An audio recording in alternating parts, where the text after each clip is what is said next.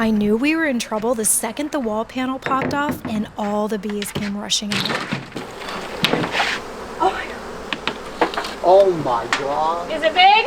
Oh, hell yeah. Huge. Great. Look at that.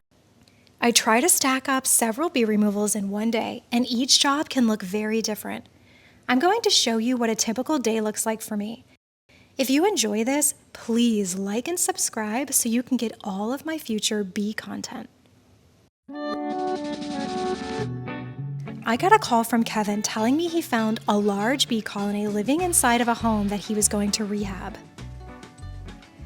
I also received a call from Cheryl, a South Tampa homeowner that found honeybees coming from her shed floor. Both homeowners wanted to have the bees safely relocated. I instantly knew when I arrived at Kevin's property that this was going to be a large colony based on how many bees were coming and going from the hive. I'm always a little hesitant when I know it's going to be a larger colony. A bigger beehive means more guard bees will be protecting their nest, especially if it's disturbed. And there's always a chance of Africanized genetics here in Florida. Kevin insisted on helping me demo this wall. It's not uncommon for folks to feel uneasy when I tell them I will be the one using power tools on their home, even though I find that I have more experience with power tools than most homeowners do. I offered him one of my extra suits, but he wanted to use a homemade bee suit instead.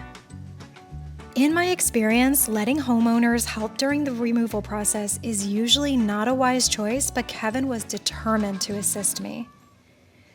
Little did we know, he and his family that were watching from their lawn chairs were in for a big surprise. Oh my God. Before we get too far into Kevin's, let me show you the other removal. I could tell when I saw the shed floor at Cheryl's home that the bees were going to be calm and easygoing. Even though I make this assumption before I open them up, sometimes I am wrong. I do not recommend opening up beehives that you feel could be nice because there's still a high chance you're going to be stung. I always have my bee suit on standby.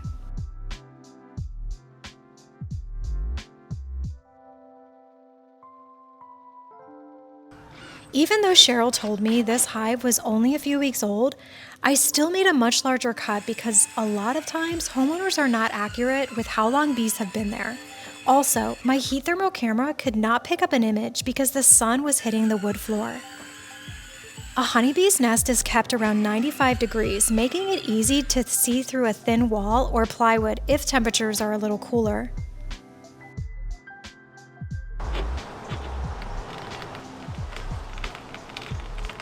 Oh, it's so cute. It's adorable. That's it. There's more right here, but it's little.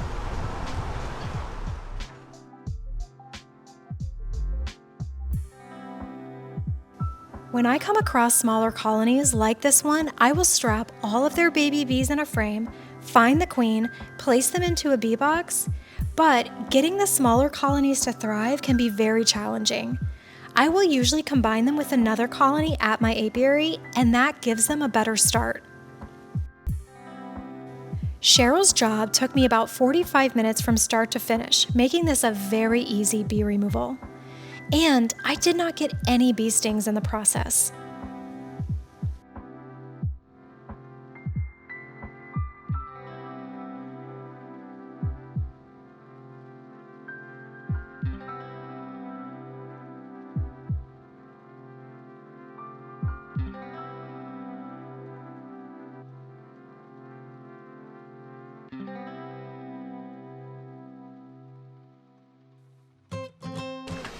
Back at Kevin's property, I had instant regrets. Once he jerked that panel away from the wall, I knew his homemade bee suit was not going to suffice.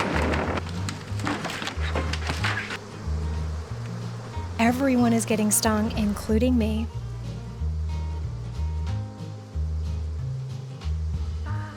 Before I started digging into the comb, I used a honeybee repellent oil to create a barrier so the bees would not run any further into the wall.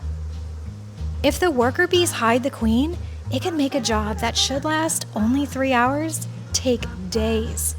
And if the queen is never found, the colony will not survive on its own. I started cutting away their brood comb first.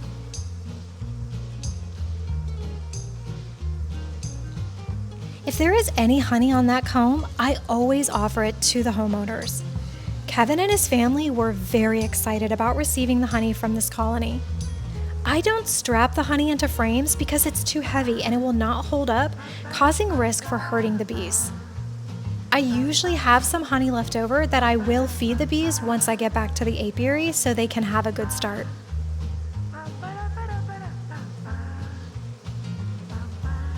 After getting stung numerous times, I decided to put more protective gear on. Even though my body does not have a reaction from bee venom, after several stings, it starts becoming annoying. This colony had quite a large number of healthy brood comb. That's all of their baby bees. I was able to fill an entire 8-frame bee box with brood, making this a large bee colony.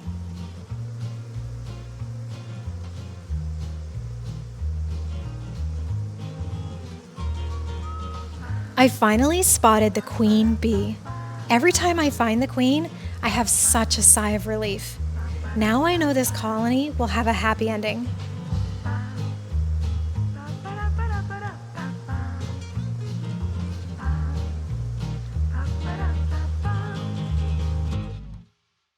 The bee removals that I do are all very different. I always try to look for the lesson in each job, gaining more experience as I go. Even though we were stung a few times at Kevin's, and Cheryl had a smaller colony, I am excited to save these 2 colonies and give them a safe home where they can thrive. Thanks for watching.